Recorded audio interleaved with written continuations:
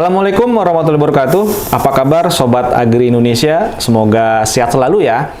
Baik, kita bertemu lagi dalam podcast Ngopi Instan, ngobrol inspiratif sosek pertanian. Baik, Sobat Agri Indonesia, hari ini kita kehadiran bintang tamu yang sangat spesial ya. Beliau adalah Profesor Dr. Insinyur Yosini Deliana MS. Nah, kita di Agribisnis Unpad biasa menyapa beliau dengan sapaan Cek Yosi. Apa kabar Cek Yosi? Baik, Kang Eka. Oke. Kakak sehat? Sehat sekali Cek Yosi ya. Alhamdulillah, ya Kang. Nah, hari ini topiknya sangat menarik nih ya, terkait dengan green marketing ya. Kita tahu ya bahwa saat ini Cek ya, kondisi Indonesia sudah darurat sampah Cek ya. Betul sekali Nah, Kang. makanya sekarang gimana caranya muncul ide marketing yang berkelanjutan gitu Cek ya. Nah, betul. langsung saja nih Cek, apa sih sebenarnya green marketing itu Cek? Ya, terima kasih banyak Kak Eka atas pertanyaannya. Memang kita tahu ya Kak Eka ya, di Indonesia ini, di Bandung nih terutama ya, sampah sudah banyak menjadi masalah di masyarakat kita ya. Dan ada satu terminologi namanya green marketing Kang, untuk bisa sedikitnya memberikan solusi terhadap permasalahan itu sendiri.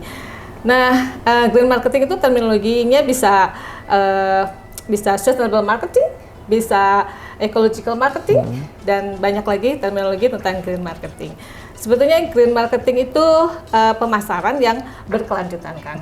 Pemasaran yang berkelanjutan dan terhadap lingkungan begitu ya Kang ya, dan memperhatikan lingkungan begitu. Nah, kita tahu kan kalau pemasaran itu adalah mengalirkan barang dari produsen ke konsumen begitu ya Kang ya. Nah, dalam proses pengalirannya tentunya ada proses di mana mencari bahan bakunya, lalu kepada siapa dia deliverynya, bagaimana mempromosikannya, bagaimana engaging dengan konsumen, dan sampai ke pengolahan limbahnya itu seperti apa. Jadi memang tapi harus win-win solution antara produsen juga menguntungkan, konsumen juga menguntungkan. Jadi intinya sih di situ banyak sekali komponen yang ada di situ ya Kang ya. Dari green marketing itu terutama adalah green consumer, mindset dari konsumennya itu sendiri. Jadi green consumer, terus juga green produknya gitu kan.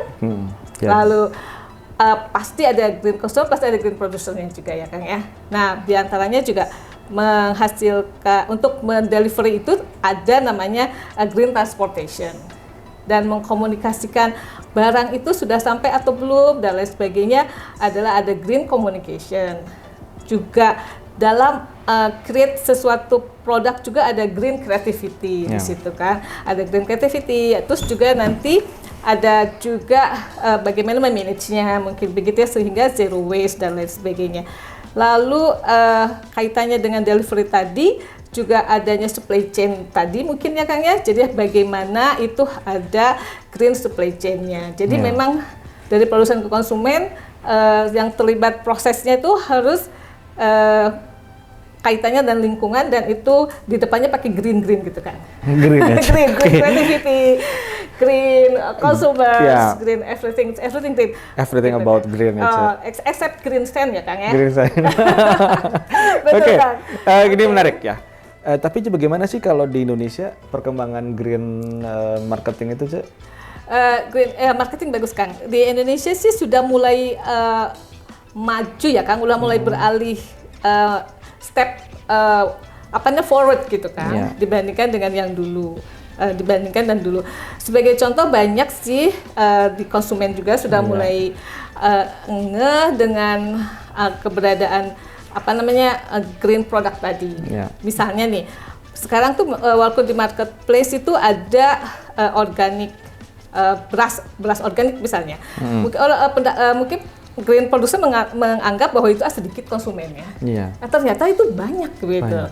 Jadi sudah mulai menerapkan setidaknya bahwa dia membeli produk-produk green begitu Kang. Lalu juga mereka juga sudah mulai aware sama kehidupan sehari-harinya, bawa tumbler, juga bawa Tupperware begitu, kalau dia beli makanan, terus juga dia juga biasanya membawa sendiri ininya Kang, sedotannya begitu. Ya, terus juga kalau membeli produk-produk yang kira-kira nih sudah environment friendly belum. Jadi barangkali dicarilah toko-toko yang packagingnya itu kemasannya itu pakai eco-friendly plastik begitu Kang. Jadi udah mulai bergeser sih konsumen juga. Itu dari sisi konsumen ya Kang ya. Kalau dari sisi produsen juga udah mulai sih. Tapi mungkin dari satu produsen itu tidak seluruhnya holistik seperti itu ya Kang ya. Dari awal prosesnya sampai pembuang limbah itu belum holistik seperti itu. Hanya perusahaan-perusahaan itu baru beberapa lah yang menerapkan dari green marketing tadi. Misalnya hanya green packagingnya saja Kang, atau hanya mengurangi emisinya. Misalnya dari sebagai contoh mengurangi emisi karbon itu adalah dari Panasonic, dari Indosemen, misalnya jadi mengurangi emisi dari dustnya ya itu. Lalu juga green packaging yang lain dari terkenal anak-anak muda di Body Shop mungkin ya, packagingnya sudah berubah menjadi eco-friendly. Lalu juga Coca-Cola juga sekarang sudah mulai merintis kemasan yang dari paper gitu ya Kang ya. Jadi kemasan kalengnya berubah nanti menjadi kemasan dari paper, tapi masih wacana ya Kang. Tapi sudah digebar-geborkan seperti itu. Jadi bentuknya seperti teh kotak gitu ya. Iya, paper gitu ya. Betul nanti itu kan seperti itu. Lalu juga banyak IKEA gitu ya Kang ya. IKEA juga kan membuatnya itu dari segala sesuatu yang dari recycle. Betul. Lalu juga kita suka lihat di TV air mineral, satu minuman gitu ya, namanya tuh kalau nggak salah air mineral ya Kang ya. Dan air mineral itu konsepnya kan ke green economy, merecycle produk-produk plastiknya gitu ya Kang. Dan sudah banyak sepertinya, jadi sudah mulai bergeser ke arah aware sama lingkungan. Aware sama lingkungan sih ya. Betul. Ya karena kalau tidak salah, kalau teman-teman kita yang di Jakarta gitu Cah ya, ada gerakan tidak boleh minum aqua gelas atau bukan aqua gelas tapi minuman mineral kemasan. Harus bawa tumbler sendiri gitu Cah ya. Itu itu mungkin salah satu gerakan-gerakan komunitas ya Cah ya, agar kita mulai terbiasa ya dengan green package, green marketing ya. Betul Kak, karena kalau kita lihat dari kemasan plastik aja ya kan suka ada yang menghimbau gitu kalau bisa itu kemasan plastik itu 1 kali pakai gitu ya Kang. Saya itu dibuang dan tidak boleh kena sinar matahari karena beberapa penelitian mengatakan itu adalah salah satu indikasi terjadinya cancer gitu kan. Ya, jadi kalau bisa sih dihindari. Dan juga proses pada saat dia itu menuangkannya ke dalam botol itu sendiri barangkali ya. Jadi barangkali itu agak sedikit riskan di dalam penelitian itu mengatakan hal itu. Terus juga hal yang menarik sekali nih, sekarang ini sudah ke nanoplastik kan sekarang ini. Dan itu sangat berbahaya nanoplastik itu. Beberapa penelitian di Amerika mengatakan itu katanya sih sudah ada di nanoplastik itu ada di daging sapi, ayam dan lain sebagainya begitu Kang. Jadi ada kemungkinan juga itu terkonsumsi ya oleh manusia dan itu menyebabkan iritasi katanya pada saat pencernaan kita. Katanya sih begitu hasil penelitian. Tapi itu juga hasil penelitian masih baru ya Kang. Harus diadakan penelitian yang lebih serius sepertinya. Tapi plastik itu memang sangat-sangat berbahaya ya bagi kesehatan. Betul. Ya. Kalau dulu nih Kang Eka, dulu sih terjadinya plastik itu karena untuk menyelamatkan hutan. Jadi dibuatlah plastik karena bisa dipakai berkali-kali. Tapi sekarang menjadi kebalikannya karena plastik itu kan susah terurai. Betul, susah terurai dan kita kembali lagi menggunakan kertas dan lain sebagainya dan itu pun salah satunya bisa berdampak sama penebangan hutan juga ya Kang. Jadi memang perilaku konsumen berubah-ubah Kang. dulu seperti itu dan sekarang fenomenanya kita harus mengurangi kembali lagi ke kantong kertas. plastik.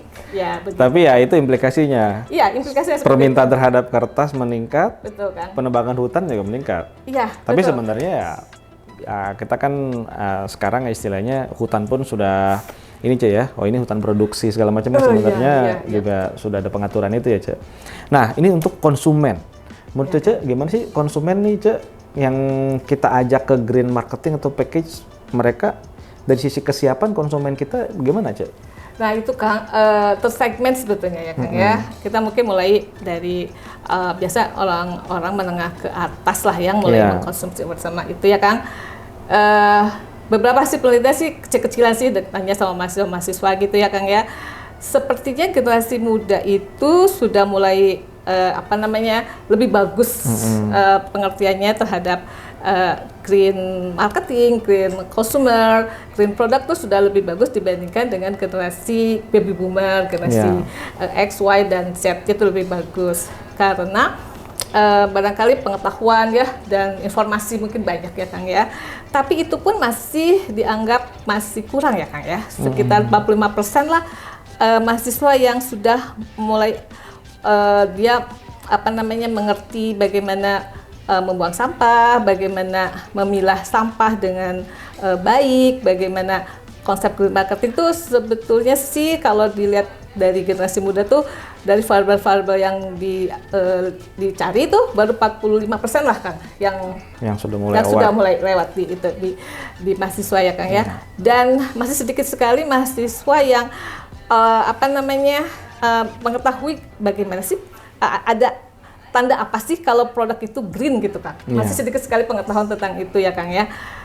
Itu pun dan juga masih sedikit yang suka lihat expired date tuh nggak pernah. Jadi masa sekarang tuh termasuk saya expired date suka lihat enggak katanya gitu. Jadi barangkali nah itu ya Kang. Kadang kita lihat murah ya Cek ya. Iya. Oh ini ada bonus nih produk, bukan bonus, produk diskon.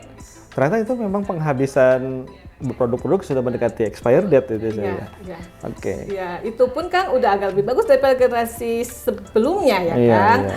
Jadi pengetahuannya bagus Kang. Iya. Hanya actionnya tuh yang belum bagus Kang. Oke. Yang belum bagus begitu. Nah, jadi, ini kaitannya dengan action. Sebenarnya dari sisi perusahaan gitu, Cek, mereka dengan mengadopsi green marketing, apakah ada tekanan produksi untuk mereka, Cek? Atau jangan-jangan lebih murah atau bagaimana, Cek, dari sisi perusahaan? Iya, perusahaan itu sebetulnya bagaimana konsumen ya sebetulnya ya. Jadi kalau konsumen misalnya masif nih, satu konsumen menginginkan bahwa produk itu harus green. Iya. Tapi kita masif, jadi bisa satu kelompok tertentu, misalnya dosen pertanian aja ya kan, semuanya sudah nggak mau mengkonsumsi barang-barang yang bukan green gitu ya. Iya. Lalu misalnya beralih lagi ke Bandung, terus ke Jawa Barat. Nah, mau tidak mau si produsen tuh ternyata konsumen sekarang maunya seperti itu. Jadi mau nggak mau produsen juga harus memproduksi sesuai dengan konsumen gitu kan. Hanya kendalanya memang banyak ya kan ya. Pertama, misalnya dia itu juga mahal kan. Iya, pasti. Pasti mahal. Ya, kertas pasti kan lebih mahal daripada plastik. Betul, mahal. Juga selain mahal, juga dia itu juga ini kalau memang menerapkan mahal juga kadang-kadang nih si ada ini kan regulasi yang nggak sesuai gitu kan. Misalnya dulu pemerintah itu mengharuskan membeli Rp200 ya tetap terhadap ini kan kantong plastik. Iya. Nah sekarang ini tidak lagi ada penambahan beli kantong plastik nggak ada ya kan sekarang ya. Iya. Nah tapi kita harus beli goodie bag. Iya. Akhirnya di rumah saya banyak goodie bag. Nah itu dia kan. Itu dia seperti itu. Terus juga dari segi strateginya juga barangkali dia harus mulai ini ya Kang ya, mulai difikirkan apakah produknya itu terhadap lingkungan ini seperti apa gitu Kang. Jadi harus dipikirkan juga apakah produknya itu mengurangi limbah atau enggak gitu Kang. Oke. Ya, tapi ada sedikit yang membuat agak sedikit fenomena yang menarik ya Kang ya. Ada perusahaan yang seakan-akan dia tuh green. Iya. Sebetulnya dia nggak green, Jadi greenwash itu namanya Kang. Greenwash? Apa tuh greenwash? Bohong gitu. Jadi bohong. Jadi sekarang kan dia tuh ke masyarakat tuh dia udah green loh. Green gitu. Iya. Udah green. Tapi itu hanya greennya saja di promosinya gitu. Mungkin di kemasannya saja boleh lah. Green packaging mungkin ya nanti misalnya. Tapi sebetulnya dia masih menggunakan plastik begitu. Oh gitu. Bisa. Atau juga greenwash itu adalah saya sudah mengolah limbah dengan baik. Ya. Nah, tapi ternyata limbahnya dialirkan ke masyarakat, begitu. Oke. Atau dia sudah misalnya sudah supply-nya sudah dari supplier yang sudah environmentally friendly gitu ya kan? Yeah. Tapi ternyata di suppliernya masih bukan organik atau masih menggunakan prosesnya belum seperti yang diharapkan, gitu kan? Yang menarik lagi Kang, kalau di luar negeri itu ada mendorong ya perusahaan-perusahaan itu supaya dia tuh ke greennya tuh lebih bagus. Nah, salah satunya itu adalah misalnya di Jerman itu ada satu namanya Green Dot Kang. Green Dot. Jadi di setiap kemasan ada green dot-nya gitu kan. Dan itu si produsen harus membayar jumlah yang harus dia bayar pajaknya ke pemerintah. Seberapa berat kemasan itu. Kalau misalnya teh kotak itu lebih ringan dibandingkan dengan misalnya produk kemasan yang lain, maka biaya itunya lebih murah gitu kan. Kalau pajaknya ya kan. Oh, jadi diukur dari ukuran package-nya ya? Iya, beratnya kan. Berat ya? Iya, beratnya. Tapi bagus kan di Jerman itu uangnya dikumpulkan dan uangnya dikembalikan lagi ke masyarakat. Dengan bentuk? Dalam bentuk infrastruktur yang bagus, atau diberikan ke lembaga swasta untuk melakukan penelitian dan menghasilkan inovasi produk baru. Oh, jadi diputar ya sama pemerintah ya, Cak ya, biar ya masyarakat juga bisa menikmati hasil dari green marketing dan green packaging itu ya. Iya, Kang, begitu. Jadi kalau di Indonesia ada greenwash, ada belum trust konsumen kita mau bayar lebih, Kang. Iya, betul. Karena uangnya dikemanakan? Siapa yang akan mengumpulkan uang? Lalu bagaimana implementasinya di masyarakat? Masih abu-abu kalau kita aja ya, masih abu-abu, belum lalu jelas gunanya ya. buat saya apa gitu. Ya, pasti itu mungkin dari constraint-nya gitu kan.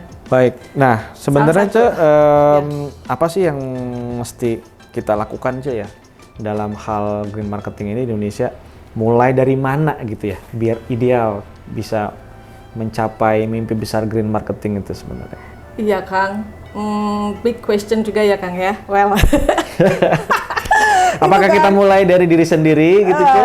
Betul. Atau ada edukasi kepada masyarakat gitu ya, kan? Ya? Jadi sebenarnya dari anak kecil ya kan? Dari anak kecil, dari sekolah apa? Dari sekolah, dari atas sekolah juga lingkungan di rumah, masyarakat, mungkin dari diri kita sendiri kan? Karena memang anak-anak muda itu yang akan nantinya terinternalize dalam pikirannya itu kalau sudah besar ya Kang ya. Jadi harus diedukasi dan lain sebagainya. Nah kemudian ada juga gerakan misalnya di Aisyah Muhammadiyah kan, itu ada kayak Green School gitu. Green School juga mengedukasi bagaimana yang muda-muda ini aware sama lingkungan begitu Kang. Juga mungkin di kampus juga ada Green Campus. Di Green Campus begitu Kang, tapi saat ini memang belum sepenuhnya ya Kang ya dilakukan itu karena baru 1 atau 2 langkah lah, tapi itu pun masih langkah kecil menuju langkah besar ya Kang ya. Misalnya saja di Green Campus kita mengurangi ini Kang, air, penggunaan air, listrik, menggunakan solar ya Kang ya. Terus juga pembuangan sampah, memilah-milah sampah, juga menggunakan kemasan plastik yang recycle. Kalau kita belanja ke Unpad yang itu toko Unpad yang banyak di situ merchandise Unpad sudah menggunakan plastik recycle gitu ya Kang ya. Terus juga jadi udah mulai green campusnya sudah ada begitu ya Kang ya. Nah, jadi dimulai dari kita sendiri Kang. Sebetulnya sih bukan menyalahkan pemerintah juga ya Kang ya. Karena pemerintah terlalu terlalu besar.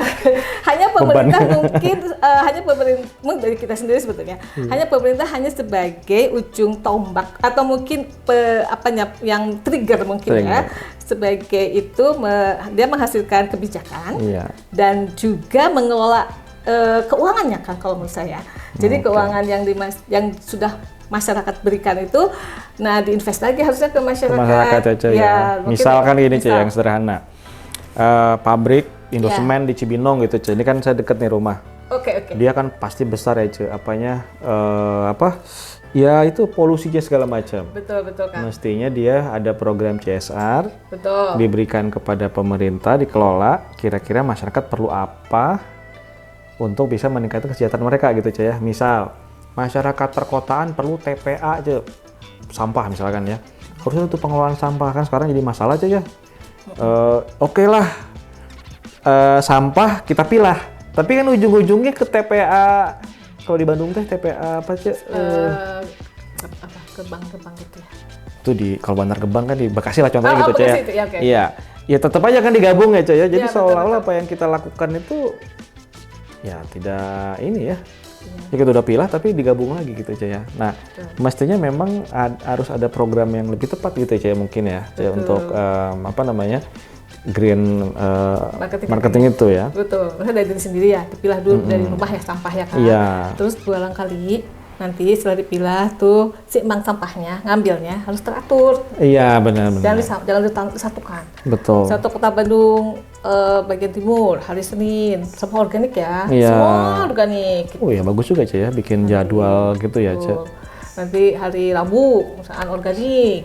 Lalu Sabtu B3 gitu. Dan di sananya juga di TPA-nya sudah khusus gitu kan. Iya. Sana jadi nggak disatukan lagi. Betul. Jadi sepertinya ada jadwal seperti itu ya kan ya. Iya. Sebenarnya agak bahaya nih Kang kalau kita lihat di penumpukan sampah yang banyak ya di Bandung tuh kan. Itu kan banyak juga korelasinya sama ini. Ini kan kalau ini nanti itu bisa menghasilkan gas metan juga kan. Ya, kalau tertumpuk terlalu banyak. Nanti kan ujung-ujungnya juga ke lingkungan juga kan. Iya kan kemarin sempat kebakaran ya Cek ya pas musim kemarau ya. Betul, jadi memang agak kompleks ya itu dari masyarakatnya. Terus juga dari ini kan, selain itu juga dari peran media penting kan. Nah, ya gimana kalau media? Kan media itu bisa cetak, bisa tidak cetak ya kan, online ya kan ya. Yang cetak seperti koran dan lain sebagainya gitu ya kan ya, PR dan lain sebagainya. Online juga kan sekarang sangat banyak ya media sosial anak-anak muda tuh dari TikTok, Instagram. Masih zaman sekarang kayaknya anak-anak generasi. Betul, anak-anak generasi muda tuh. Ya lebih seneng ngelihat TikTok, ngelihat Instagram ya untuk edukasi ya. Ya mungkin di green campaign ya kan. Nah, anak muda tuh green campaign di TikTok dan lain sebagainya, jangan hanya di Shopee juga barangkali ya kan. Mungkin ada disisipkan itunya yang environmental friendly-nya barangkali. Jadi kadang ini kan pasca pandemi kan kita berubah ya konsumen ini perilaku berubah yang tadinya biasa belanja ke pasar. Betul. Ya akhirnya sering online kan Cek. Betul. Kan justru muncul masalah Cek. Package dari pengiriman itu Cek lumayan loh itu Cek. Pengiriman dari Shopee ya. Setiap hari masuk ke rumah paket itu kan pasti sampahnya makin banyak. Itu gimana Cek enak ya? Bagus Kak Eka. Keren Cek. Ya itu harusnya difikirkan inovasi green packaging ya Kang ya. Iya. Jadi jangan plastik gitu. Jadi plastik yang terurai mungkin mudah terurai. Tapi kalau kertas juga kadang nggak kuat ya. Kuat. Diciptakan green packaging yang seperti kuat gitu kan, mudah terurai dan yang penting harganya murah. Ya itu tantangan kita aja ya. Iya. Mudah terurai, kuat dan murah dan menarik. Menarik ya. Menarik. Itu. Jadi memang dilematis juga. Sekarang udah paket udah seperti walaupun sekarang offline tetap aja orang belanjanya online ya karena online, gampang. Kayak kamu GoFood tinggal saya mungkin sekarang hanya 30% tuh belanja offline. Iya. 70%-nya produk kebutuhan rumah online, Deterjen, sabun segala macam itu online. Jauh lebih murah, 30% lebih murah. Gitu ya. kalau ke toko offline malah kok lebih mahal ya? Kan ibu-ibu di rumah pasti kan nilai ya, Coy ya. Oh, ini jangan ya, ini cari yang murah gitu ya. Itu apa namanya? Iya kan? Ya mesti ada perubahan kebijakan mungkin, Coy ya. Betul. Tadi ya Cece bilang ya, produk kemasannya harus menarik, murah, kuat gitu ya. Mungkin satu lagi ya, lebih mudah di recycle mungkin, Coy ya. Terurai. Gitu ya. Iya betul kan. Nah, green packaging itu memang sekarang juga lagi di orang-orang kita sebagai dosen ada peluang tuh mencari mengembangkan inovasi baru ya, produk baru ya, bekerja sama dengan ahli kimia, RTIP mungkin ya, karena bisa dibuat dari citosan itu kulit udang. Kulit udang itu bisa untuk kemasan ini juga makanan. Jadi kemasan makanan. Tapi tidak cukup bagus untuk yang berat ya Kang, masih cepat jebol. Nah, itu Chelsea juga mengembangkan itu green paper sama ini banana paper sama banana paper sama mango paper, tapi belum bagus itu. Masih jebol, cepat rusak untuk yang berat-berat ya. Berat ya, itu hanya untuk yang ringan-ringan seperti itu. Nah, itu inovasi baru. Inovasi itu penting ya dalam pengembangan green green packaging. Tapi ada yang menarik nih. Ada beberapa contoh yang kan sekarang udah banyak ke kopi ya Kang ya. Kopi itu banyak coffee shop ya? Coffee shop banyak menjamur di mana-mana. Coffee shop, ada satu coffee shop di Dago itu, coffee shop itu itunya cookies bungkusnya gelasnya jadi bisa langsung dimakan aja gelasnya. Betul, tapi masih hanya untuk yang minum dingin. Khusus yang dingin. Kalau panas dia meleleh masih. Nah, itu dikembangin lebih jauh lagi. Jadi itu boleh coba nih. Boleh coba, ya harus ke sana. Jadi betul. Nah, juga di Jepang itu sudah mulai dikembangkan. Kan kalau kemas itu pakai kertas ya, McD ya. Yeah. Nah, sekarang McD-nya diganti sama bahan dari tepung gitu. Jadi nanti bisa dimakan juga. Ya, tepung. Jadi nanti ya seperti, tapi kendalanya itu bisa menyamai produk itu nggak sih? Kertas mahal kan kalau itu kan, jadi lebih mahal. Mungkin inovasi awalnya mahal aja ya. Iya. Cuman kalau sudah melewati skala ekonomi tertentu ya pasti bisa lebih murah ya. Bisa lebih murah, iya. Jadi menarik sebetulnya itu dikembangkan sesuatu yang inovasi ya Kang ya. Inovasi gitu ya. Satu itu, terus pemerintah itu, terus juga kita sebagai peneliti ya Kang ya. Iya. Udah tadi, terus juga ini Kang, masyarakat kita sendiri ya. Masyarakat sendiri. Jadi ada kayak seperti community-nya harus green community ya. Community betul kan. Iya. Green community betul. Jadi ada satu seperti di masyarakat itu ada kecenderungan untuk mulai berpikir untuk ke depan ya Kang ya. Masyarakat kita kan kadang-kadang ada yang begitu, ada yang enggak gitu ya. Jadi bervariasi memang. Ada yang mau capek gitu Coy ya. Ada yang nggak mau capek lah intinya. Betul. Ada yang rajin, ada yang kurang rajin. Betul. Agak rajin. Betul Kang. Jadi secara ekonomi menguntungkan Kang. Iya. Juga secara sosial juga bisa dipraktekkan. Iya. Dan juga dia visible juga gitu.